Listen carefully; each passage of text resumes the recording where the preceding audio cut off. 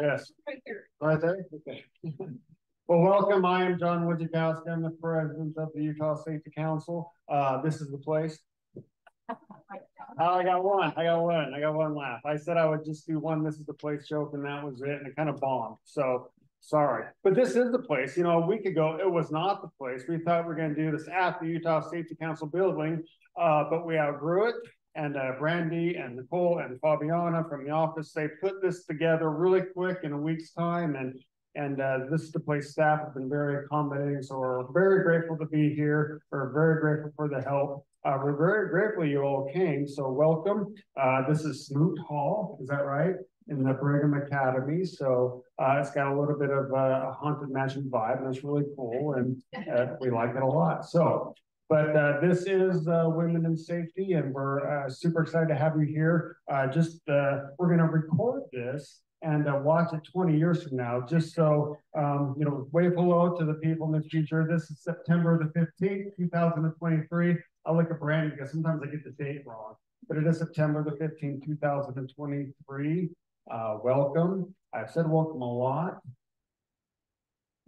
Keep enjoying your lunch. I'm going to invite Brandy Crockett, our Vice President of Operations. She's part of the VP squad. So let's give her a round of applause, and thank you again for being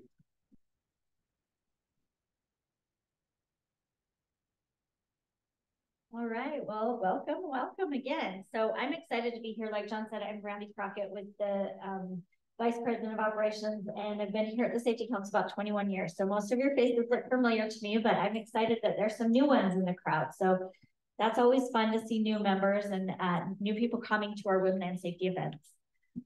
Raise your hand if this is your first event, first Women in Safety. Okay, good, that's nice. I like to see new faces, like I said. So I'm excited, and I'm really excited that you all were excited about this. So excited that we did have to change the venue. So that's super exciting for me. But before we get to the main event, Dr. Christie's last, I do want to make a few announcements. So first things first, restrooms. If anybody has to use the restroom while you're here, they're just downstairs, men's and ladies. So don't be shy there. And then I just wanted to mention a few other things. So our next meeting, even though this one's not over yet, but our next meeting, I'd love to have all of you come. It's going to be on October 4th. And we are going to hear from Dr. Robin Scribner. And she was at our safety conference, if you came there. And we were in a venue, and her session was pretty hard to hear, but she had really great information. And she has agreed to come back. And I'm just going to read you what she is talking about. Women in Safety, strategic planning for your career. Ever feel like your career is on autopilot, that you're just coasting along, hoping for the best? Just like any other organization, our careers need regular strategic planning if we're to be successful. We'll have an interactive workshop that will answer the following questions. How am I doing? Where do I want to go next? And what's holding me back?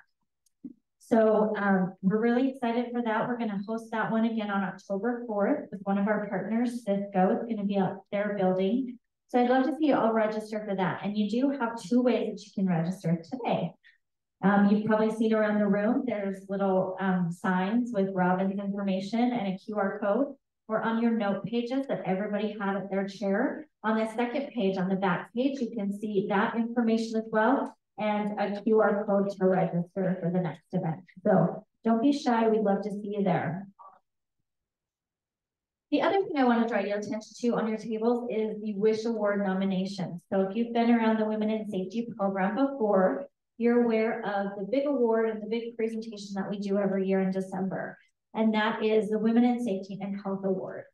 And right now, nominations are open through the end of the month. So through the 30th, we'll take nominations. And you can see the form in front of you. But as you read through the criteria and the eligibility, that describes any one of us in this room, many women that you know. So there's really no reason why you can't think of someone in your organization to nominate for this award. And we'd love to see these nominations come in by the 30th.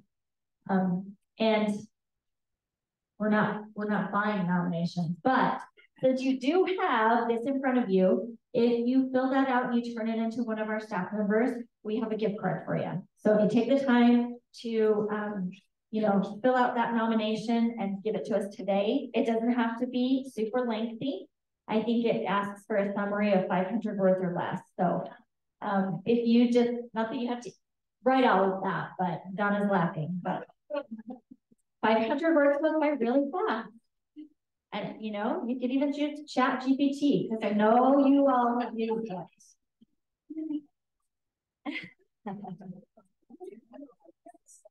I'm just teasing, but I have used it, and you know, it has its purpose, I guess. Anyway, so that's one thing. And then the final piece that I wanted to talk about is the Wish Award itself. So we do have the date. Registration is not open yet, but it's going to be back up here at this venue, not in this room, in the immigration plaza, in that big new building that you saw where you parked.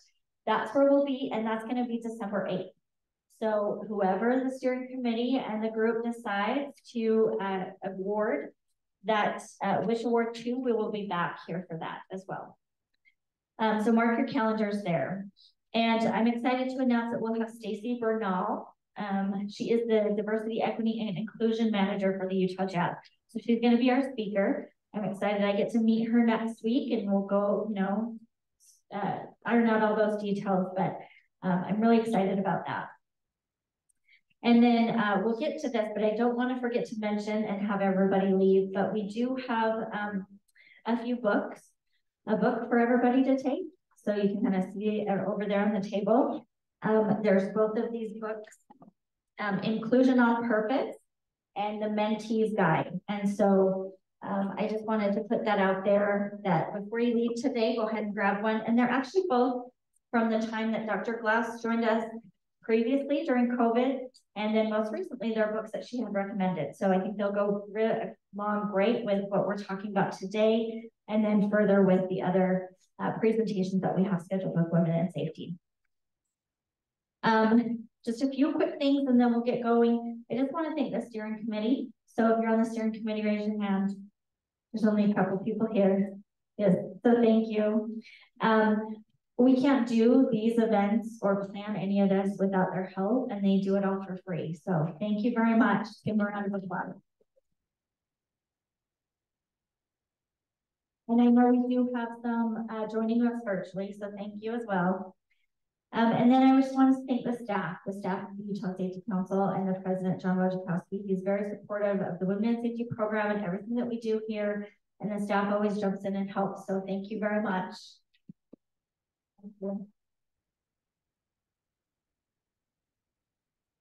Okay, now the main event. I'm super excited to have Dr. Glass back with us. If you've been with the Women in Safety group before, she did do a presentation with us. It was virtually during COVID, so we're excited that we get to see her live and in person this time.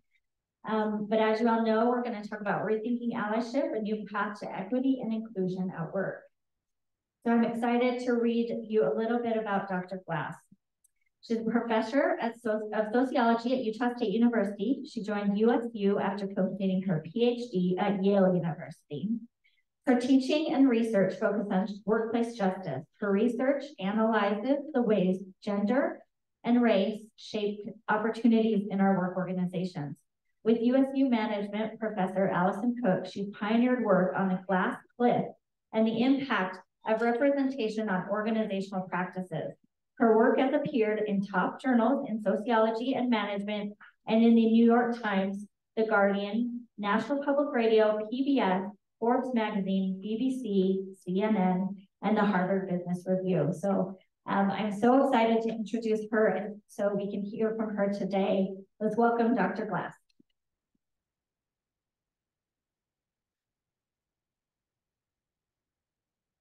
Thank you so much, Brandy and John and the steering committee and all of you here. I'm really excited to be with you again. I have a brain for faces and not for names. So if you meet me, I will never remember your name if we meet again, but I will never forget your face. And there's something particularly strange about seeing people that you recognize, but you've only ever seen them on Zoom, right? Have you had that experience where you like feel like you're besties with someone and then you realize that you've actually never met them before? Anyway, I recognize some of your faces from last time, and I so enjoyed that experience on Zoom, and I expect being live in the room with you today is going to be even better.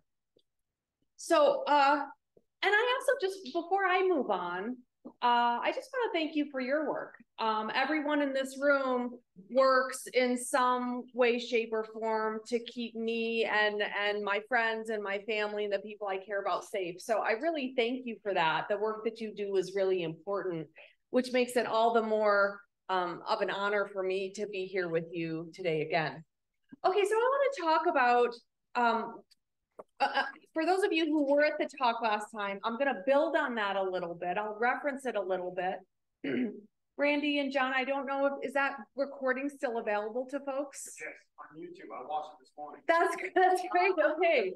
Okay. So so I'm going to build on that a little bit. If you weren't there, that's available to you. So if there are things that I referenced that sound really interesting to you, know that I'm moving quickly through it because that's some stuff that we talked about last time. I'm hoping this together with that go along pretty well. By the way, hi folks on Zoom.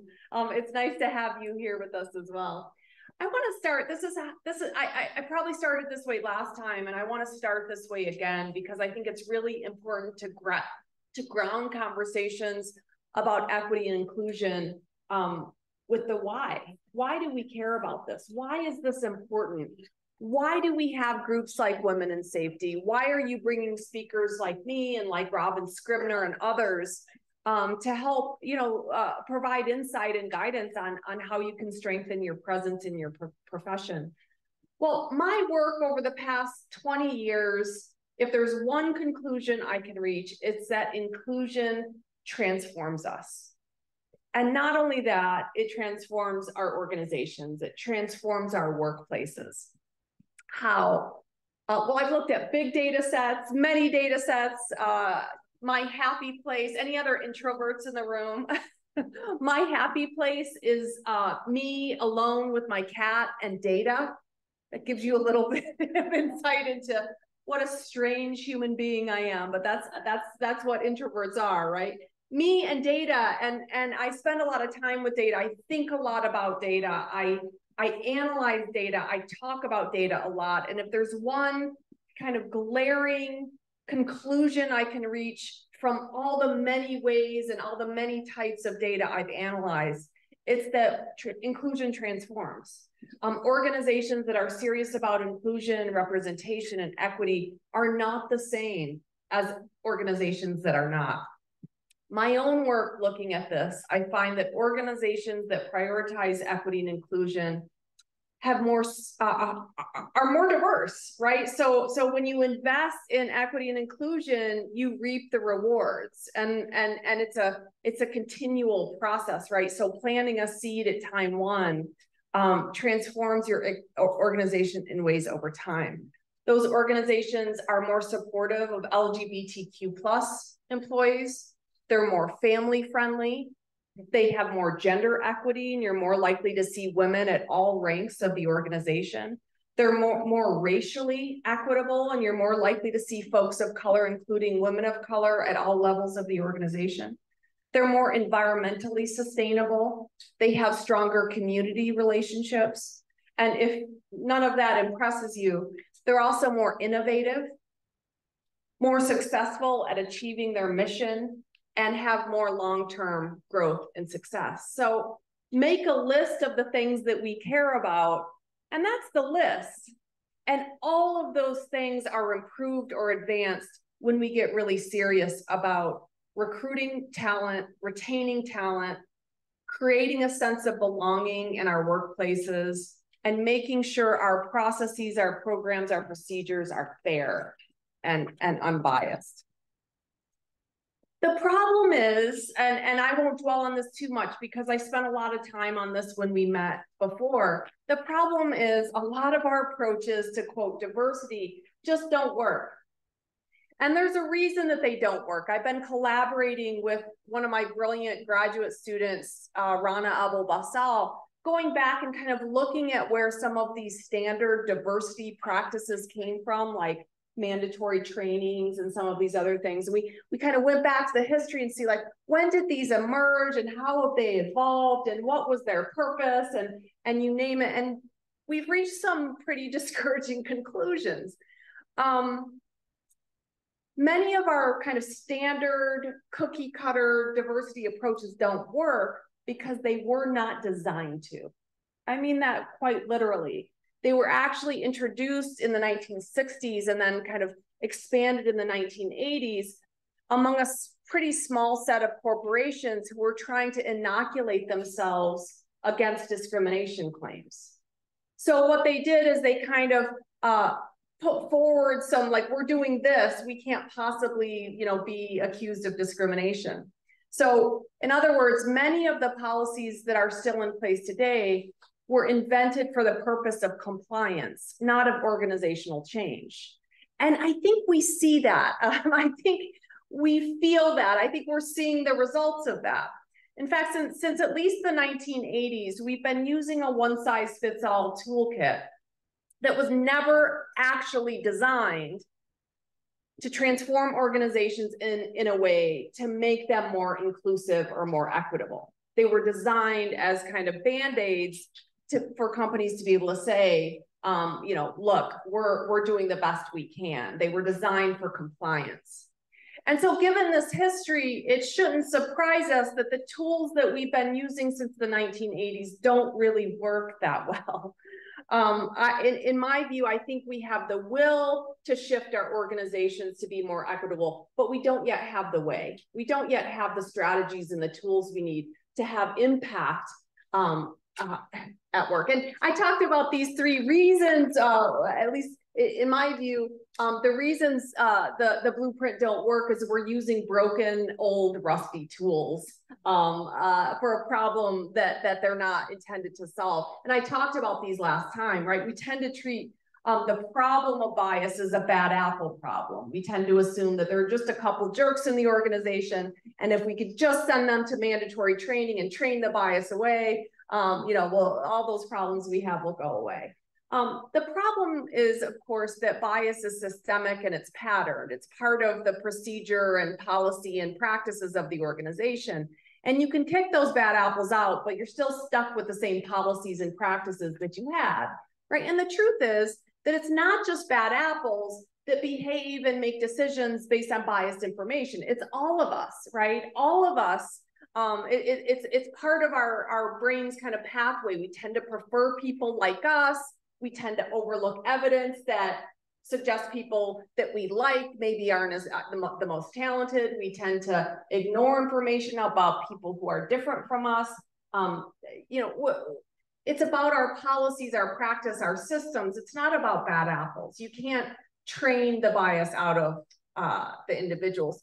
The lean in model is also focused on fixing individuals, but fixing us. Right? The problem is that the bias you experience is really your fault because you're not leaning in. You're not being assertive enough, or maybe you're being too assertive, right? You're not being professional enough. And no, I can't define professional. You just have to figure it out. You know, your speaking style, your interaction style, your hair, your body, your clothing, whatever it is, we send women millions of messages that if only you were different, you wouldn't be experiencing limitations in terms of your career mobility. This is a really bad message to send, right? It's also a form of gaslighting because it says that you know, these barriers that you're encountering, they're not real. The problem is with you. You just need to keep fixing yourself, but we can't quite tell you exactly how to fix yourself. Figure it out, right? And God forbid, don't have children. Right? P.S. That's part of the lean in message too. We also tend to treat questions of equity and inclusion as a side hustle.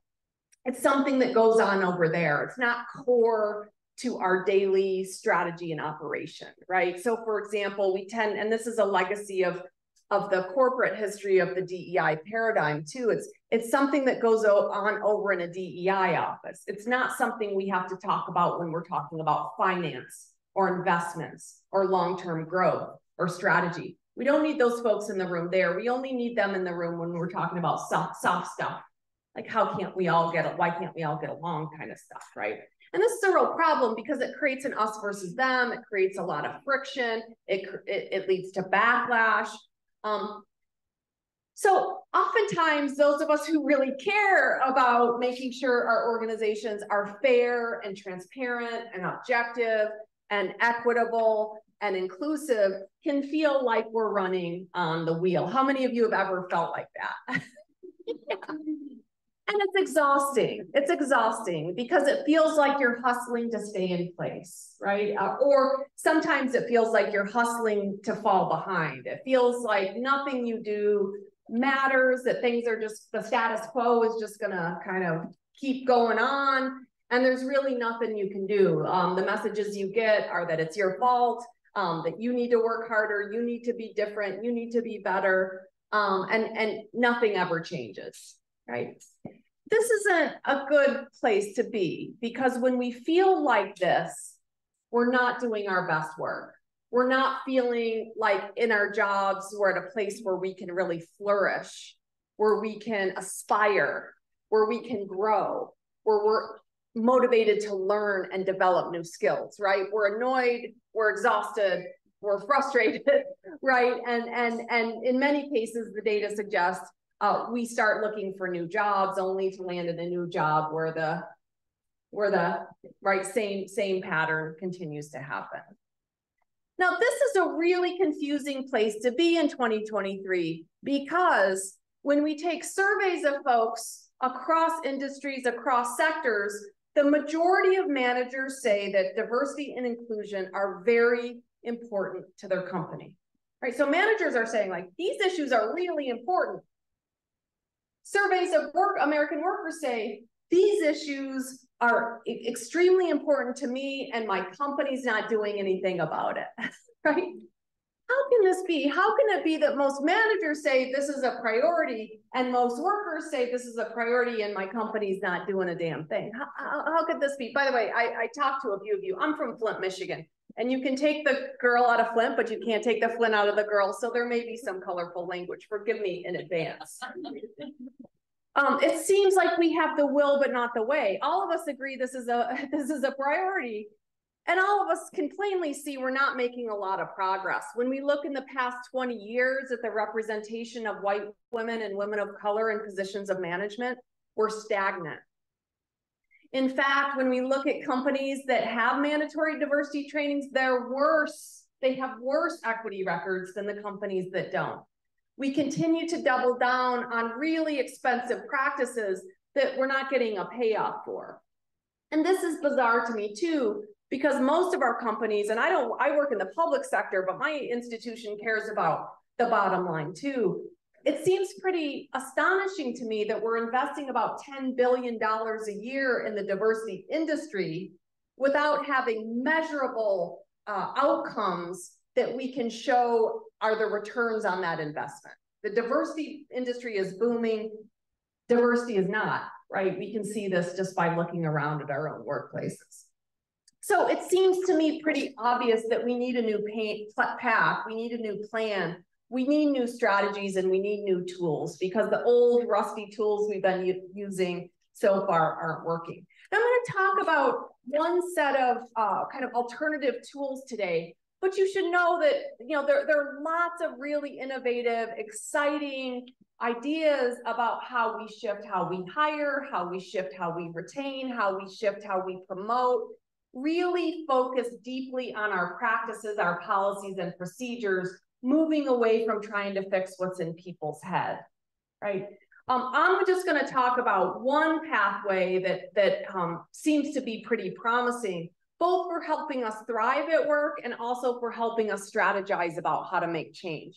I'm going to talk about allyship, but I'm happy in the Q&A if you want to talk about some nuts and bolts or nitty gritty of some of those other areas, if those are things you're thinking about right now. Now, how many of you have heard of this idea of allyship? What comes to mind when you hear about allyship in the workplace, about being an ally at work? What's that? Team player. Team player. What else? Partners. In your space, bringing up other people who aren't there. What, say that again? For people who aren't in the room. Yeah, advocating for people who aren't in the room. Yeah. Anything else come to mind? Mentoring. What was that? Unity. Is that it? Community, unity? Both. Yeah, hell yeah. Anything else come to mind? All of these things are part of what allyship is, right? Allyship is the way we show up for each other at work. And it doesn't matter who we are, what our rank is, whether we're men or women, whether we're white or BIPOC, whether we're part of the queer community or not. It's how we show up for each other at work. First of all, whether we show up for each other at work. And secondly, how we show up for each other at work. And third, when we show up for each other at work. And allyship, you know, if you read, you know, there's some good books, and I guarantee they talk about this issue. When you read about allyship, you know, there's a way of thinking about being an ally at the individual level, right? Which is, how are you educating yourself about the experience of your coworkers so that you start to see the patterns that they may be dealing with, so that you can begin to recognize them and understand them and actually know how to show up. There's kind of an interpersonal level, right? Where you're trying to build unity and community with others at work, right? You're trying to build solidarity, relations of trust, so that you can start to strategize productively. And then there's a systemic level to allyship, right? This is where you're really starting to advocate strategically and effectively for policy changes, new practices, shifts in norms, shifts in the climate, right? So you can think about this as at the individual level. What's the work you're doing, right, to prepare yourself for showing up? How are you connecting to others so that you right, know how to show up? And when and how are you advocating for policies that are going to really have an impact? Now, what I want to say, I have it here, allyship isn't a verb. It's not a passive thing, right? It's not a designation you give to yourself and stop there. It's not an individual characteristic. It's not about silence, just knowing deep in your heart that you're an ally, right? It's not niceness. It's not about being nice, right? In fact, sometimes allyship, niceness can get in the way of our allyship, right? We don't want to ruffle feathers, so we stay silent, right? Niceness is an allyship, right? And sometimes you have to be, you know, you have to say hard things that might make people frustrated with you and that don't feel very nice, but that's part, you know, depending on the context, that might be part of how you show up. And like I said, it's not a title you give yourself, rather, and I'll quote from Robin DiAngelo, the anti-racist scholar, she writes that allyship is not a state of being that once achieved is static and unchanging. It's what you're doing day in and day out, right? It's a practice. It's a doing. It's a you know, showing up and doing things, and then next day showing up and doing those things again. A recent, but I wanna before we go down allyship too far, I want to throw up a kind of a red caution sign and say kind of danger ahead. There's some real pitfalls in how we tend to think about allyship, and I want to name those before we move on.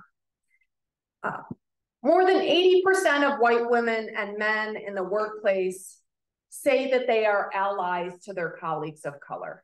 So more than 80% of us, when asked on national surveys, designate ourselves as allies to our colleagues of color, right? And that sounds pretty good, right? It sounds as if in the workplace, we're ready to go, right? However, the same surveys show that Black workers and workers of color actually don't perceive us as allies. There's a real gap in how we see ourselves and how our colleagues of color, how white folks see ourselves and how colleagues of color see us. In the same survey where 80% of white folks said that we are allies, only 40% of us said that we have ever spoken up about racism at work. So this is what, and by the way, I did a statewide study of Utah's legal profession recently. So it was a big statewide survey, and we did 50 interviews with women who work in law, because we wanted to understand what's happening in Utah in particular in a field like law, where nationally women are making enormous gains, but we're not really seeing those gains here. And we wanted to understand that. We were replicating a study from 2010, a decade later, to see progress made. And the findings were very discouraging to us and to the folks who had commissioned the study, because we saw no change in a decade. And we saw no change, by the way, in a decade where every law firm was implementing that blueprint DEI package, right? To my point that we're doubling down on practices that don't work. But we analyzed what difference it made. So we saw really significant daily experiences of bias at work for women generally. And we saw even greater and more kind of nuanced experiences of daily bias for women of color. And we wanted to understand, well, what factors can help to kind of reduce some of those pressures on women's careers? And we found that even in law firms, where white women are very well represented in the law firm, and where white women are very well represented in leadership, had no effect on the experience of bias for women of color. This was really discouraging, right? But it speaks to the idea that too many of us, I think, assume we are allies because our intentions are good and because we're nice, without really holding ourselves to a higher standard of action and what we're actually doing when we show up and when we see things at work. So what is the role of the ally? Let me start to break this down a little bit. So, and my hope is I'm kind of giving you things to think about, talk about with each other. This is certainly not something that after today, we're all ready and the book is shut, right? This is an ongoing. Is this echoing to you? It's good. Okay.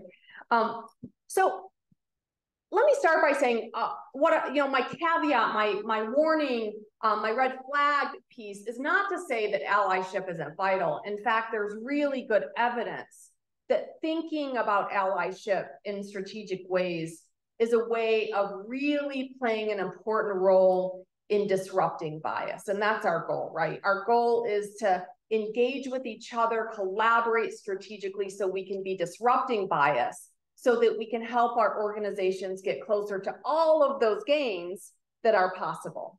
And so we can just love our jobs, right? So we can show up. I don't know about you, but I think it'd be awfully nice to just be able to show up at my job and kick ass and not have to worry about anything else, right? That would be nice.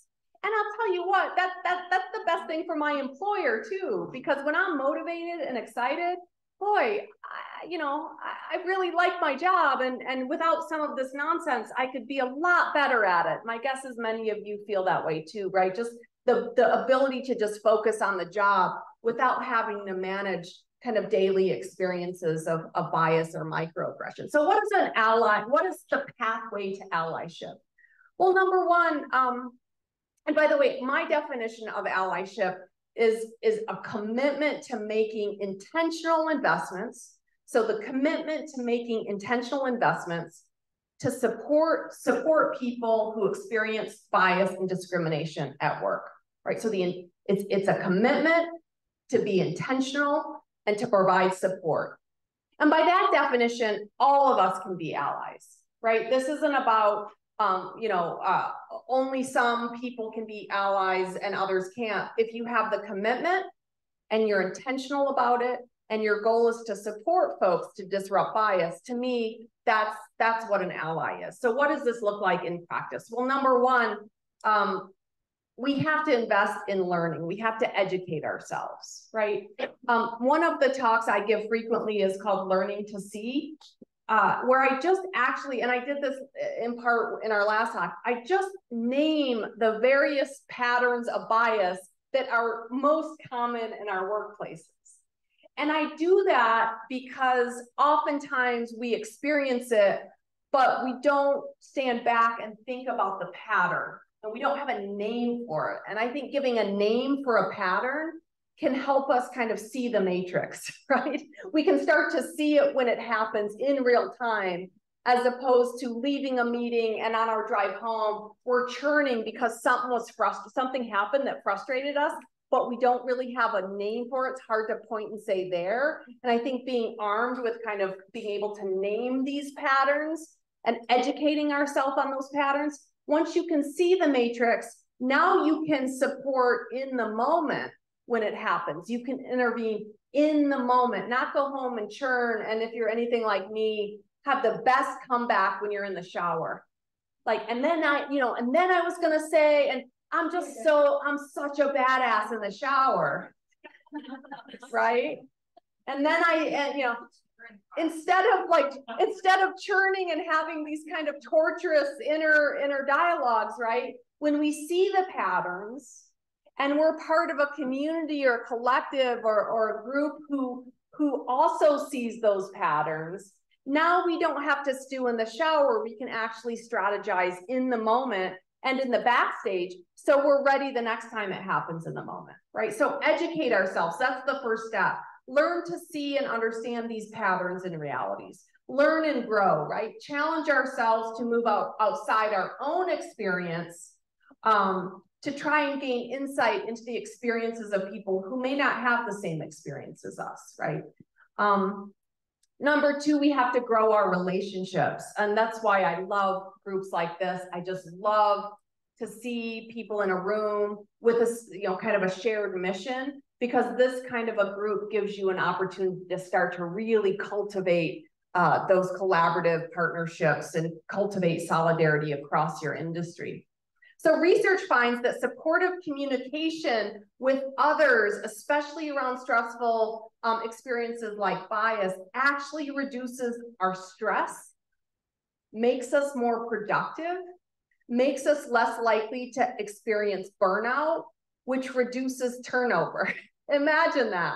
When we have a community of folks who get us, who see us, who are willing to kind of share in our experience and mobilize collectively to reduce bias, imagine we feel better at work and we show up better at work and we're less stressed. And if there's one thing America needs right now, it is a less stressed workforce. So we need to build relationships. We need to listen to each other. We need to have opportunities where we can just sit and share our experience, brainstorm solutions. When folks trust you enough to share their experiences, we also have to believe them, even if their experiences are different from ours, right? We have to listen without judgment and try our best to understand others, even when their experiences don't look like us. Effective allies, impactful allies also have a strong sense of fairness that they cultivate collectively. Right? So we're talking and we're building the sense that we're in this together. And even though your experience might not be exactly like my experience, we share enough similarities and common experiences that we don't think are fair. And we're empowered because we have a collective to kind of strategize solutions. From there, we need to start building those coalitions and those collaborative partnerships. And this doesn't just mean in a single workplace, but across your workplaces and industries too, because different experiences at different jobs are information and data that you can use to think about, well, they do that better at that workplace. How can I bring that good practice into mine, right? Sharing ideas, sharing strategies. Hey, here's what my company is suggesting in terms of, parental leave, for example. What's your company doing, right? That's how good ideas spread, but they can't spread unless you have those coalitions where you're sharing that information freely in relationships of trust and you're showing up for each other, authentically and with a desire to learn and listen. And then once you have those coalitions, now you're trucking, now you're cooking with gas. Now you're prepared to take action, right? Now you're prepared to disrupt bias when it occurs but also to think long-term, right? What kinds of policies and programs and procedures do we need to make sure this doesn't happen in the future, right? How can we make things better now, but how can we collaborate through our coalitions to advocate productively for things that are going to help all of us, right? So you can think about productive advocacy as kind of micro interventions where you're showing up in the moment because you're prepared and you can see what's happening and you're prepared for those micro interventions, but also longer term, bigger scope, more systemic ideas about how we move forward. Now, I want to share with you some quotes from my interviews with women in law, just to underscore the way in which in which the experience of others different from us is often invisible to us. And the invisibility is a problem because it prevents us from actually making progress collectively. So this is a quote from an interview with a Black attorney who works for the Utah state government. She says, I really think that when we think of inclusion and diversity in the law in Utah, we think of women. We don't think of people of color. As a woman of color, I know who my allies are. And many times the white women are not my allies. So people think if we get a woman, then we hit the diversity quota, right? Or let's get a woman that they don't consider the only Black man in the state. Another Asian attorney said to me, I get a lot less support from the women, which was kind of shocking to me than I did from the men. My male colleagues and friends were offering to, she had just experienced kind of the birth of her first child and was struggling with kind of leave and how to manage her work in the midst of leave. She said, my male colleagues and friends were offering to step in for me whenever I needed to go to court, or if I needed somebody to take over a trial for me or a hearing.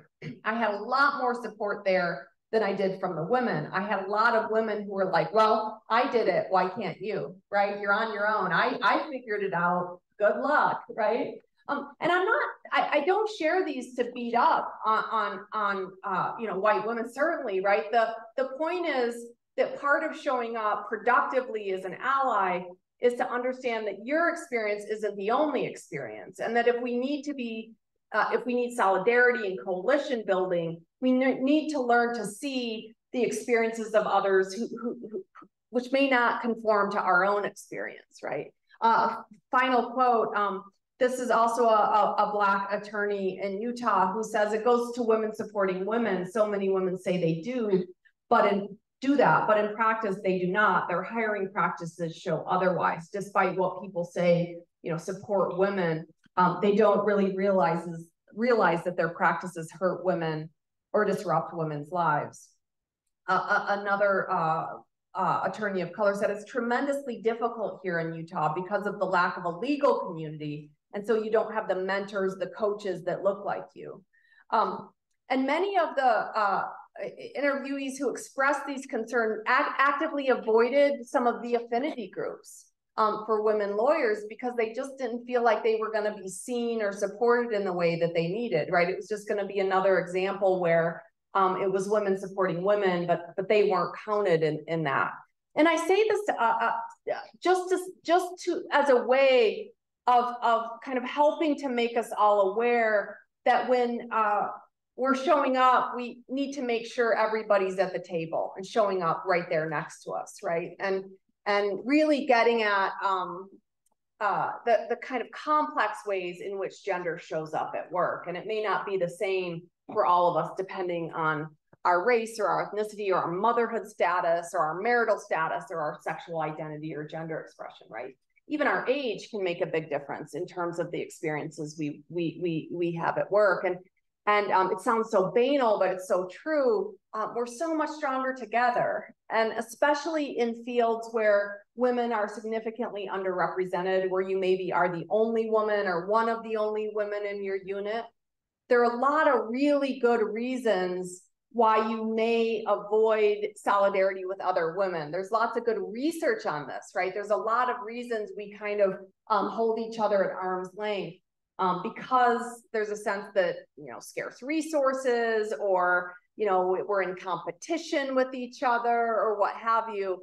And we just have to be really deliberate, intentional, and conscious to not fall into those kind of women against against women because we just need each other, right? We need each other's support, and we need each other's productive collaboration. So one of the models of allyship that I really like is this idea of moving from ally to accomplice. So once you've kind of done some of the work of being an ally, now it's like, how can I be your co-conspirator? How can we really be tricky and smart and savvy about, you know, really strategizing in the backstage to prepare for what's going to happen in the front stage, right? How can we move from ally to accomplice? Well, it takes some courage. Being an accomplice may put us in some situations that aren't exactly comfortable. Like I said, it may mean that in some instances we have to say hard things that may not sound nice. That doesn't mean we're being aggressive or you know, being cruel or nasty, but it means, like, you know, part of being an accomplice is speaking up sometimes in ways that might be out of your comfort zone. Here's what helps you do things outside your comfort zone. Knowing you've got a village behind you that's helped you prepare for this, right? And knowing that village is going to have your back no matter what happens. So it takes some courage. It takes this ongoing commitment. It takes continual education, building authentic relationships across boundaries, building circles of support. And it also means accountability. Right? I don't know about you, but I can speak for myself in my attempts to show up as an accomplice to my colleagues of color or to my queer colleagues. I have made mistakes, and I will make mistakes in the future. This is just comes with the territory. Sometimes I stick my foot in it. Sometimes I say the wrong thing. Sometimes I advocate in a way that's not productive. Sometimes I am not fully aware of the privilege as a full professor who looks like I do that I bring to certain situations, right? And that's okay. The worst thing is to avoid engagement because you're scared of doing the wrong thing or saying the wrong thing. It's much better to make mistakes and to learn from them, right? So while I made many mistakes and I will continue to make mistakes, my goal is never to make the same mistake twice. And part of what helps me know when I've made a mistake is that I am in relationships that D'Angelo calls loving accountability. I am in relationships, deep, genuine relationships with people that I love and care about, and they are able to hold me accountable in a loving, supportive way. They are able to say, Christy, that was dumb, right? And rather than be defensive, I say, oh, okay, I'm gonna go figure that out. I'm gonna make sure that I don't do that the next time, right? If we're scared of saying the wrong thing or making a mistake, we're not gonna be productive. We're not gonna engage productively. We're not gonna do hard things. We're not gonna show up for each other when we need to. We're gonna be part of that group that says we're an ally, but we're not actually doing any of the hard work of being an ally, right? So find and build relationships of accountability. That means people you trust who will be really honest with you, right? They respect you and care for you, but in fact, they respect you enough, they're going to be really honest with you, right? And you're going to be really honest with them. That's a really solid place to be, right? So that you have the confidence that you're prepared to take action because you know that when you step in it, they're gonna let you know, and you can kind of get your bearings and do better the next time. Relationships of accountability are really critical as we move into the stage of being an accomplice. And of course, these relationships have to be rooted in trust and transparency, and that takes time and investment.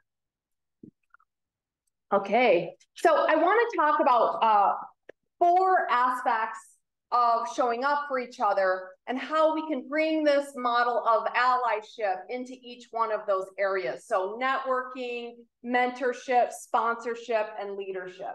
We often talk about mentorship separately from allyship, or leadership and sponsorship separately, but I want to show you how kind of being an ally at work gives you a model or a framework for all of these other ways in which we can show up for each other, starting with networking.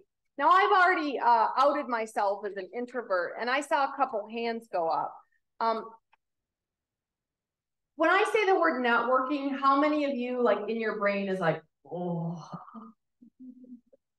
How many of you, the idea of going into a room just to network, like you would rather stick toothpicks in your eyeballs?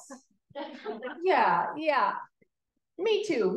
I've always had this idea, right? Like the idea of going in fact, I'll tell you a story about my husband who was in another life, was a lawyer, and a lot of networking had to go on. He's a social worker now. I've brought him to the righteous side, right? But he used to have to go to all these networking dinners, and he's a lot like me, and he has these stories. This told us all we needed to know about his future as a successful lawyer. He would go into the bathroom and like stand on the toilet, because if someone could see his feet, they would know, right, that he was hiding. That wasn't the career for him. He's a much better social worker. No hiding in the bathroom. He'd kill me for sharing this story also.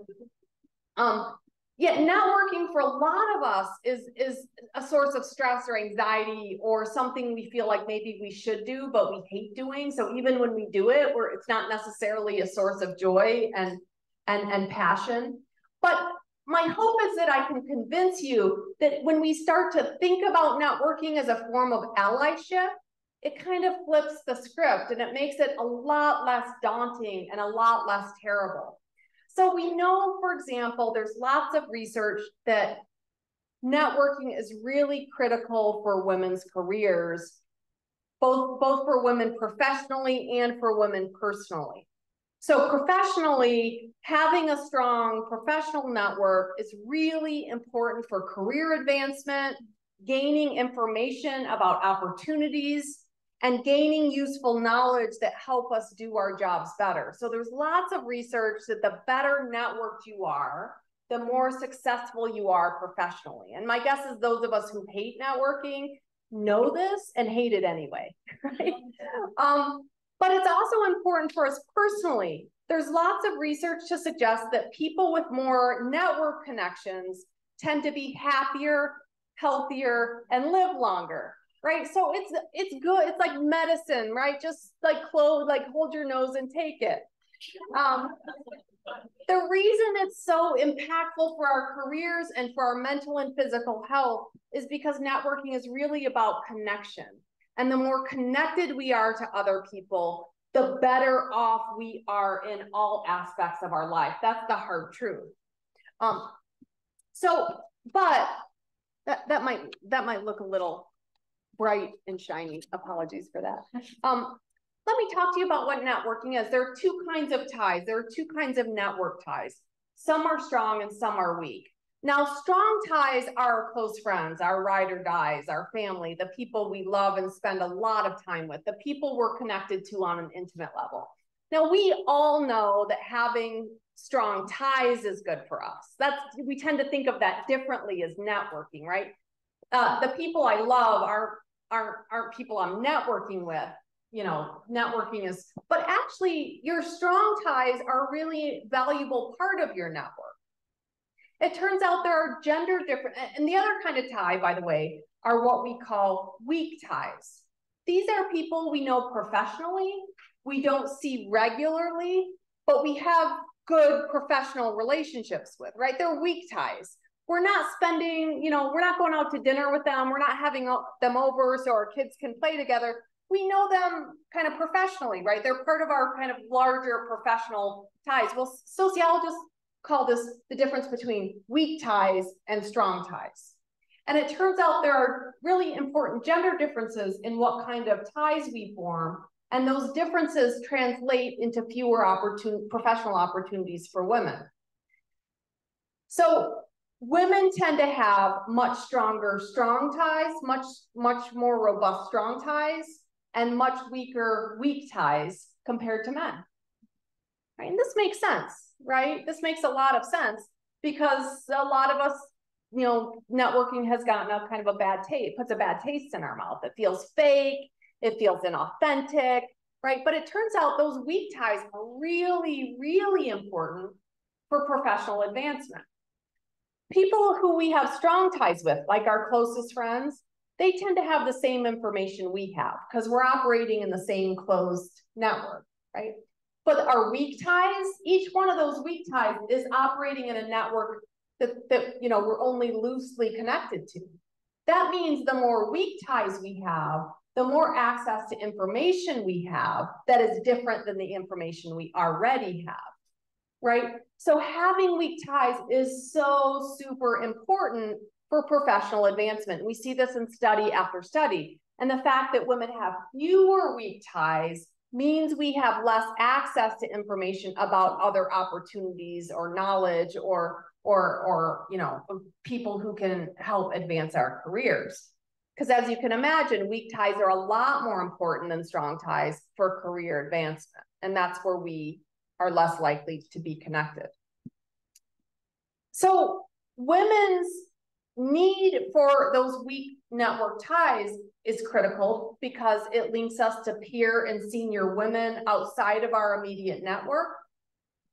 These linkages also increase our own visibility, like so more people know about us, know our skill, know our talent.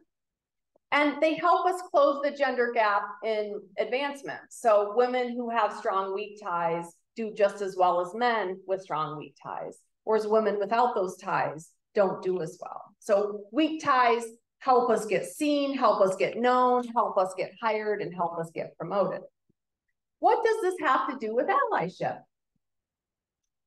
Building our base of weak ties, how could this help us be better allies? How could this help us show up better for folks in our networks who experience bias and discrimination? Any ideas?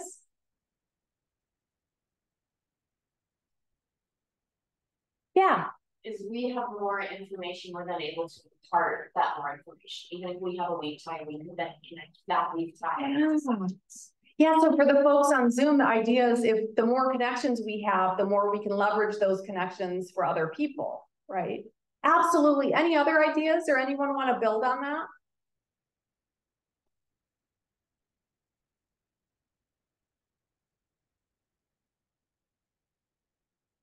Can you think of anything you've done in your own career or anything others have done for you that is the result of leveraging those weak ties?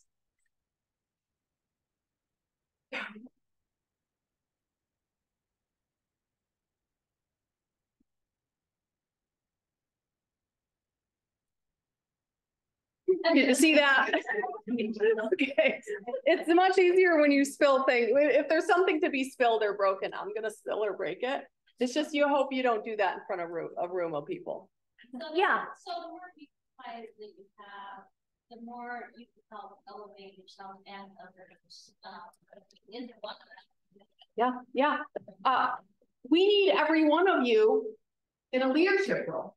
Your industries need you, your jobs need you. We need, right, my research on the representation of women in positions of authority, managerial authority, leadership is clear. It'll transform your industry. So we need you all in those roles, right? So the more weak ties you have, the more likely you are yourself to be mobile. And then the more people you can bring along with you. Absolutely. So what weak ties have to do is that one of the most impactful ways that you can network is to be a connector, right? And as soon as I saw the research on connectors within networks, it transformed my own approach to networking. Networking went from something that is like even below grading. For me, that grading sucks. I don't know, below grading to something that I actually see as really a critical part of how I show up for other people. Become a connector. The next time you hear the phrase networking, change the association. Associate it with, this is a great opportunity for me to make connections that I can then use to connect other people in my network. This is the most valuable thing we can be doing in our own network. So the truth is our own networks are very valuable professional resources and personal resources, as I mentioned. One of the ways we can show up, as I mentioned, is to bring those outside of our networks into our networks, right? So bringing the folks, I went, you know, the image is everything. Bringing the folks who are outside of our networks into the networks, right? So thinking about Robin Scribner's talk, the next meeting you have, who are folks in your industry or at your job who maybe don't know about this group or have never been to this group? How can you kind of reach out and say, hey, you want to go with me? It's free lunch. I don't know if it's free. Is it free? Okay. I should check that. Like, oh, this is free.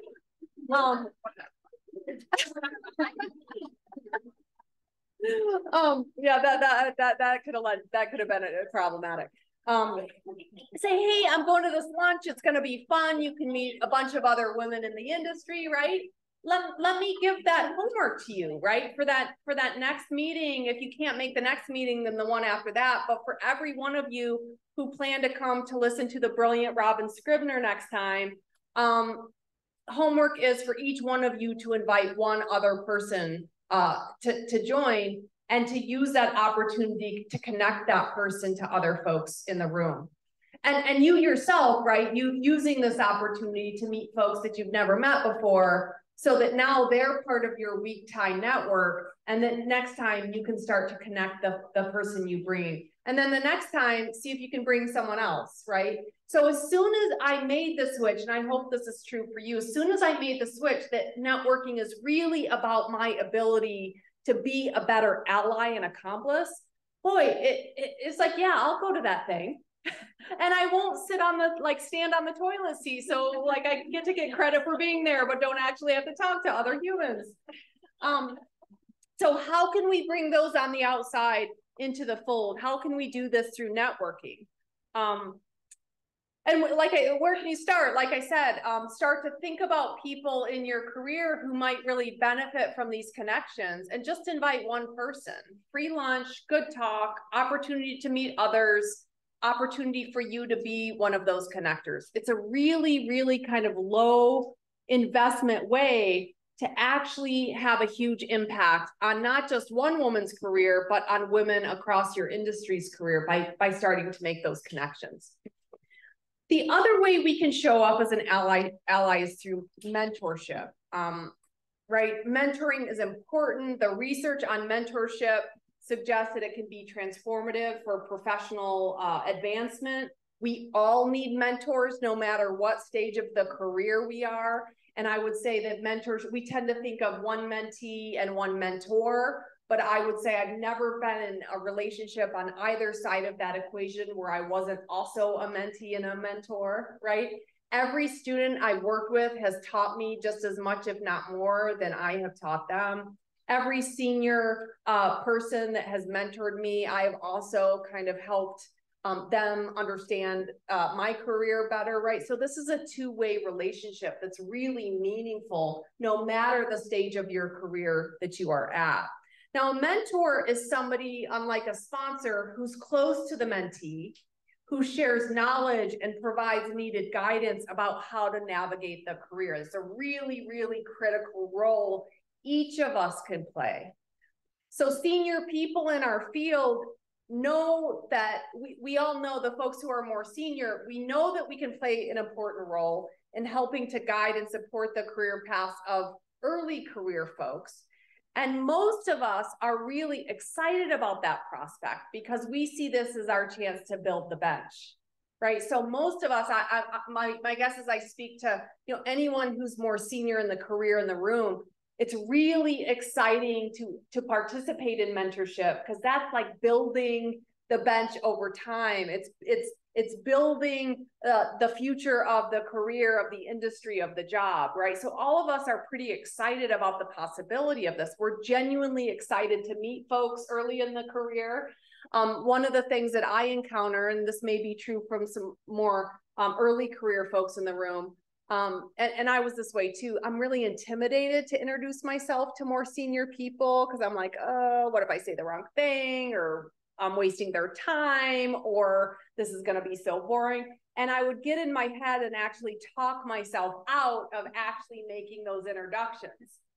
If this is you, listen to what I'm about to say and replace my voice with your doubting voice next time you're in this situation. Now that I'm on the other side and I go to conferences or I'm in places where I can meet early career scholars, and I sense that they're nervous or intimidated or don't, maybe, it makes me really sad, because what I want to tell them and what I wish I could go back and tell my younger self is, they want you to introduce yourself. Like, it's really one of my favorite things in the world is when an early career scholar contacts me out of the blue and says, hey, I've read your work. Would you jump on a Zoom call? I'd love to kind of talk about my career and let you know what I'm working on.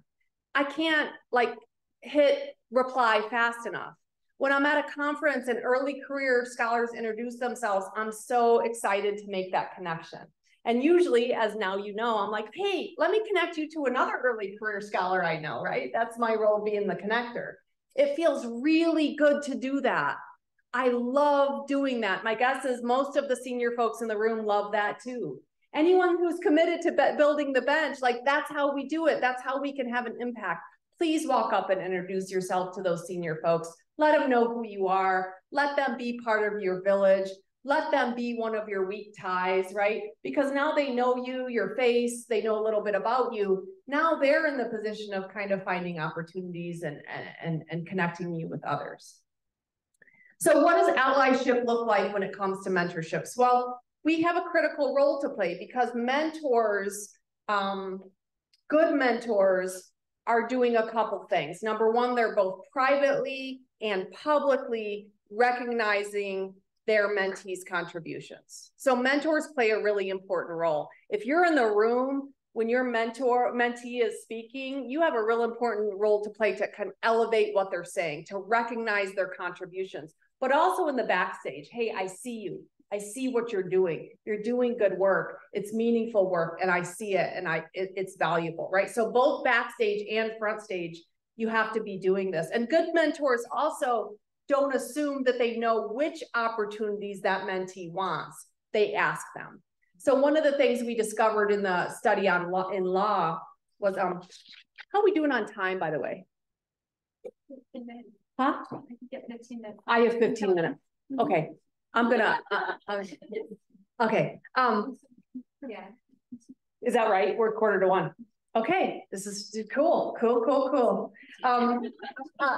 You need to be building those relationships with mentees so that you know what kinds of opportunities they're looking for. You don't assume you know what opportunities they're looking for, because you don't know what kind of career people want to carve until you're asking them, until you're building a relationship where they trust you to tell you this.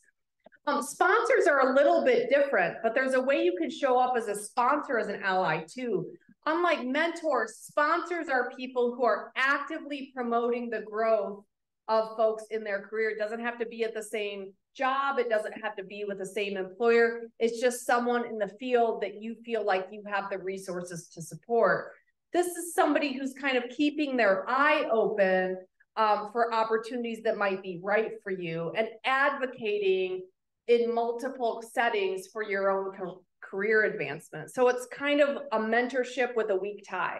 Like, if you think of mentorship as a strong tie, sponsorship can be a mentorship with a weak tie. You may not work with that person or know them super well, but you know enough that you're keeping your eyes out for opportunities that might be right for them.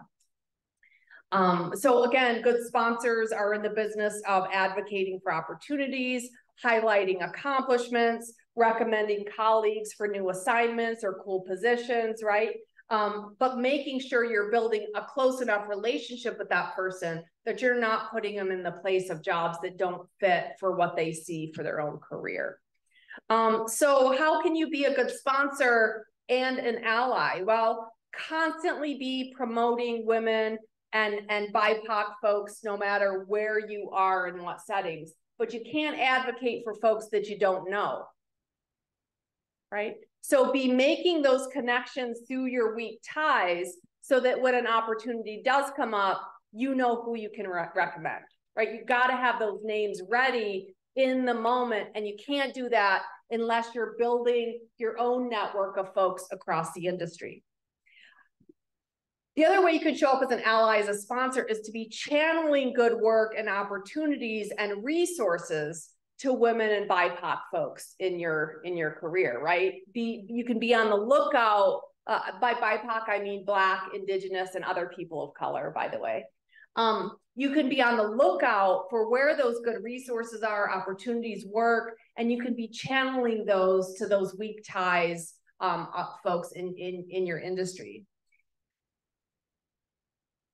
But I would also say, and this is something that came up again and again in our work with women lawyers, one of the ways not to be an ally as a sponsor is to volunteer women, white women and women of color, for jobs or work or tasks that are low status, that are invisible, that are uncompensated, and that are dead end.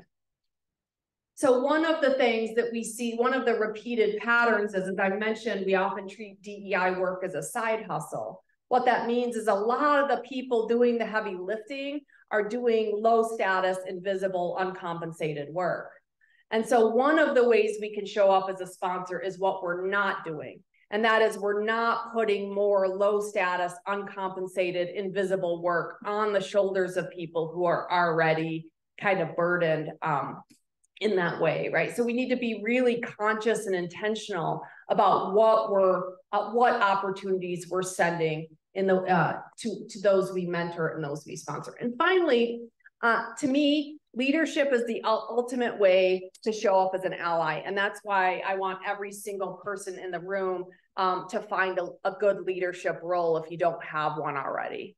It's so important that each of you is in a leadership position, because that gives you the ability to really elevate your allyship in a way that's going to be very transformative. Now you can be an ally with lots of resources, authority, and influence at the top of the organization, right? So what does this look like? Well, leaders need a model of being change agents, right? And one of the models I like is called, it's by Deborah Myers, the scholar Deborah Myers, and she coined this idea of the tempered radical, the tempered radical. Let me try and convince you this is a really cool framework to think about as you think about your career in leadership. Tempered radicals are outsiders within who serve as catalysts for change and lay the groundwork for slow but steady and impactful change. Now, why do they have to be tempered? Well, they have to be tempered because they want to succeed in their organizations. They want to succeed to the point where they're actually in the running for really influential leadership positions. But they also want to live by their values and their commitments about equity and inclusion, right?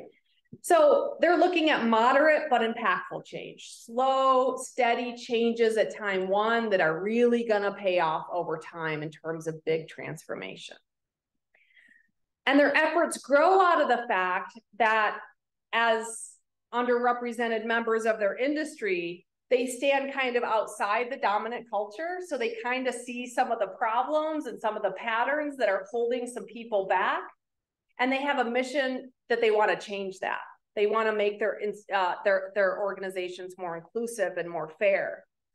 She writes that they think outside the box because they're not fully in the box. So as women in a male-dominated industry, this applies to you, right? You work in the industry, but you also can think outside the box because you have that outsider's perspective, right? You've been in a career where you were kind of an honorary, member, but also experiencing signals that maybe you don't fit, or you're not the ideal type, or maybe, have any of you felt that way? Am I describing an experience you felt? Yeah, I see some head nodding, right?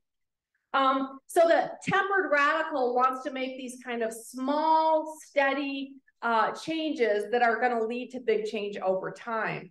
But they're really conscious of avoiding the troublemaker label. Because as we know, as soon as you're labeled as a troublemaker, people stop listening to you. You become marginalized. You become invisible, right, around the table where decisions are being made. So as a tempered radical, you're really trying to walk this. You're trying to kind of achieve in your own career and walk the path that is expected of you, but you're bringing the secret agenda along, right? And you're looking for strategic ways to start to implement and realize the secret agenda. And so how can we show up as leaders, as allies? Well, we can always ask who was at the table, right? Once we're in a leadership position, that allows us to look around and say, who's on that leadership team? Who's not on that leadership team? Who's sitting around the table when we're making important decisions that affect workers' lives? Who's sitting around the table when we're debating about changes to policy? Who's sitting around the table when we're recruiting and hiring? Who's doing the evaluations, right? From a leadership position, you can start to raise those questions. You can look at your teams and units, and you can look at your leader, other levels of leadership. Where do you have representation and where do you need work? Where do you have work to do, right? How can you initiate data tracking to make sure that whatever you're doing, evaluations or recruitment, hiring, retention, or promotions, to making sure you don't have any patterns in any of those processes that suggest that there might be bias in the system, right? Let's collect data on that. Let's track data over time. How many people are applying to that job? Who are we hiring? Do we have any patterns of evaluation that might raise some red flags? Who are we promoting? Based on what are we promoting? Do people have access to the same training and experience opportunities that are necessary for promotion? If not, how can we start to change that? You can really start to ask these questions as the leader in a way that you can't when you don't have that kind of leadership authority. So I have these, because it's Friday, I have these really fun scenarios that we were gonna do, and we're gonna kind of like think through them together. But since I'm out of time, I'll save that for next time. I wanna put my email address up here because I want to be part of your week ties, your week tie network. I wanna be part of your village.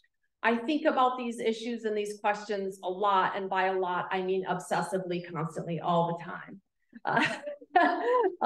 You know, what keeps me up at night is thinking about how organizations work. I know that sounds pretty scary, but yeah, we have to have some people who think about organizations, and that person is me. I always joke to my graduate students that I'm in the business of making organizations sexy again. Anyway, I think about organizations a lot. I think about how organizations work. I think about questions of equity and representation and inclusion and best practices. And I'm constantly educating myself about the latest research and kind of the latest knowledge about this stuff. So as you're working through things, if you come up against something and you just kind of need to brainstorm, if it would be helpful to call me in to your village or to your collaborative team or to your strategic group, please reach out or just send a question. Say, hey, I'm encountering this. Is this normal? Do you have any suggestions about how you navigate this? Let me be part of your group because I value the work that you do. And we all have an interest in making sure the safety industry in Utah is full of the most talented people that we can get. Okay, thank you for having me. Happy Friday.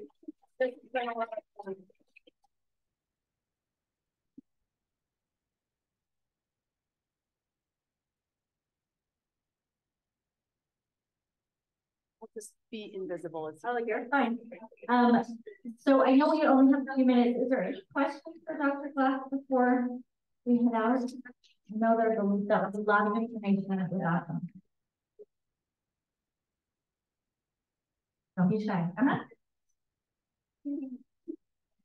I'll bring it to you. If Christy can talk a little bit about how her passion for becoming a sociology professor. Yeah. Yeah, I talked a little bit before. I come from Flint, Michigan, and I was a first-gen college student. My mom hired in at the Flint engine plant in Flint, Michigan as a teenager, and raised 2 daughters on her own, and retired from the same factory. And I didn't know college was a possibility. And then I got into college. It took me a couple of years to figure out that I belonged there, because I had like major imposter syndrome. But then I had some professors and just some people in my life that kept trying to convince me I had a brain in my head. And I remember when I finally realized that they were right, that I actually have a brain that I can do stuff with. It was amazing. It was transformative for me. And then I just had, again, great mentors and great sponsors all along the way. Men mentors, women mentors, sponsors that just kept telling me, hey, you know, what would you do if you weren't afraid? What would you do? What kinds of questions would you ask? You know, what kinds of, you know, where would you end up? And it was transformative for me. So really these things, networking, I didn't know it was networking at the time. I didn't call it that. I didn't understand that's what it was. And I just had amazing mentors and sponsors who just kept promoting me. And again, you know, I mentioned earlier, replace your doubting voice with my voice. You know, I did that consciously. I was like, well, if she thinks I can do this, even though I'm scared as hell, I'm just going to trust her because she's awesome. Right? So I like borrowed faith in myself until I started to see like, hey, I can do hard things. So that was really, and the organizational stuff, I like to, even as a kid, I like to know how things work. I like to know how complicated puzzles work. Probably if I had been born a boy in Flint, Michigan, when I probably would have like built cars. I would have like been some kind, I would have like worked with stuff and built stuff and figured out how it works. Instead, I, you know, went to college and fell in love with organizations. Thanks for the question. Do you have a speaking fee if we were to invite you to our organization? Yeah, I do have a speaking fee, and it's mainly just because it's different for folks in Utah because I feel like this is part of my mission to serve the citizens of Utah. But it's mainly just because I have to figure out how to do my job and how to manage my commitments, more community, statewide commitments too. So I do have a speaking fee, yeah. You're reaching out. Okay, please do. You got my email. Any other questions? Yeah, please. So what brought you to Utah? Was it because of how unfair? Sorry, but yeah, it is. Yeah. It's probably like the one. It's like the holy grail of when I fix this. Yeah, yeah. So the question for folks on Zoom is, why the hell did you come to Utah? And was it because all the gender inequality here? Yeah, Utah is consistently ranked 50 out of 50 states in terms of gender equality, which means I have job security. No, the truth is, I grew up in Flint, Michigan, and my husband grew up in Toledo, Ohio. And one time we came west and said, wait, people live like this, like with this beauty, right? And we couldn't believe it. And when this job opened, two things happened. Oh my gosh, we flew out to do the interview, and two things happened. We were blown away by the beauty.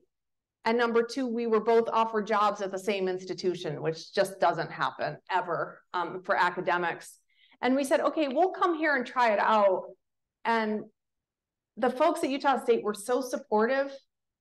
Everything we've needed to build our careers, we've gotten. It's just been, you know, if I was saying early on, if you had told me I would find my bliss in northern Utah, you know, if you had told me that in my 20s, I would have thought you were nuts.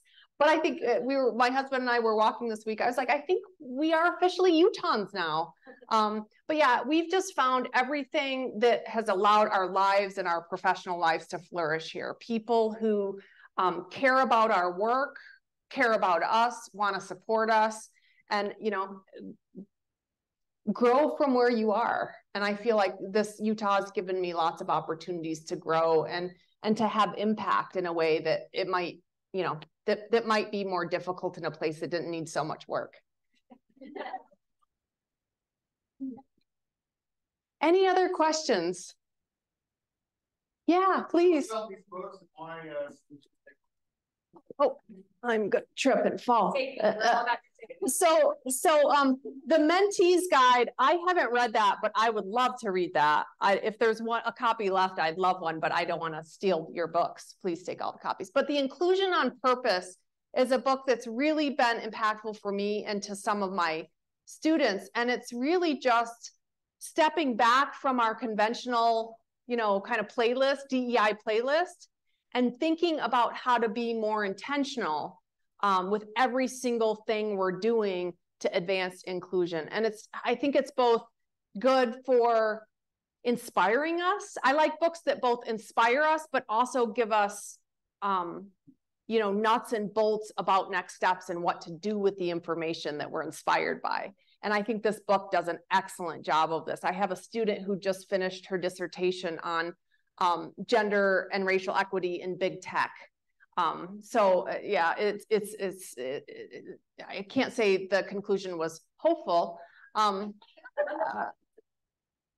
Big tech is interesting. Big tech is interesting because they invest more than any other industry in DEI, and they hold themselves out as being kind of DEI champions. But her dissertation actually looked at the reality of what it's like to navigate careers in big tech. And there's just a huge mismatch between how the companies brand themselves and the kind of daily existence and reality, you know, on the shop floor and the jobs. And she read this book really early on in the dissertation process before she started doing interviews with women in tech. And she said it was just so helpful to kind of wrap her head around alternative ways of advancing equity and inclusion, and prepared her really well for when she was in interviews and women would say, this is what we've been doing. We keep doing the same thing. It's like the definition of insanity. We keep doing the same thing and nothing changes, but we keep, is that how the saying goes? She was able to tell respondents hey, read this book. There are other strategies, right? And be inspired by this, but also learn the kind of new frameworks and new ideas so that you can start to translate those on the shop floors. I hope you enjoyed as much as I did. It's really a terrific contribution and really accessible and readable, not too annoyingly academic-y. Anything else? Yeah, please. I just want to thank Christy. This table here with Cisco and you. So I'll be reaching out to you. Okay, good. I'm just glad. Thanks for being so gracious. And really my goal is impact, right? To just kind of give you tools and frameworks and ideas that you can take back and see if they work and see what they look like in your context. Because they'll look different than they do in my context, right? You know your job. But this kind of building coalitions and partnerships so that we can be sharing ideas, I think that is a powerful catalyst for change. Cool. Well, thanks again, everybody. Happy Friday.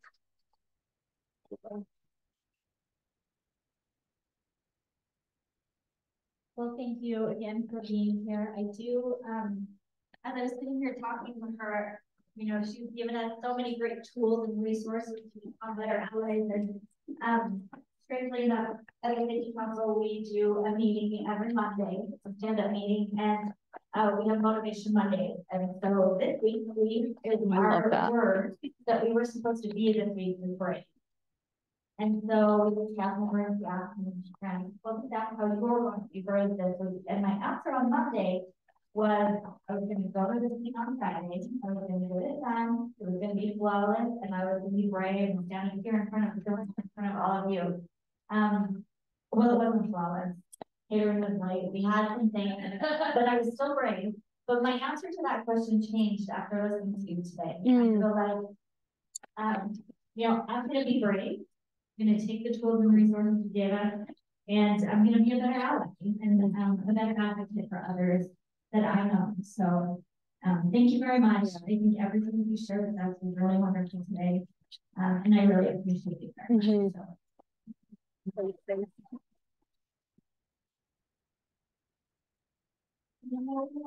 A few minutes. Thank you. And I know we went over a few minutes, but I just, before you all leave, don't forget one of your books. She mentioned the Inclusion on Purpose. The other one, the Mentee's Guide. If you flip through it, go ahead and flip through it. It's actually kind of built like a workbook, right? Like it's meant as a workbook that you can kind of work through. And I will say, for those of you online, if you want to put in the chat or you want to send me an email at safety@utahsafetycouncil.org. If you're interested in one of those books, please just let me know and we'll get one out to you as well.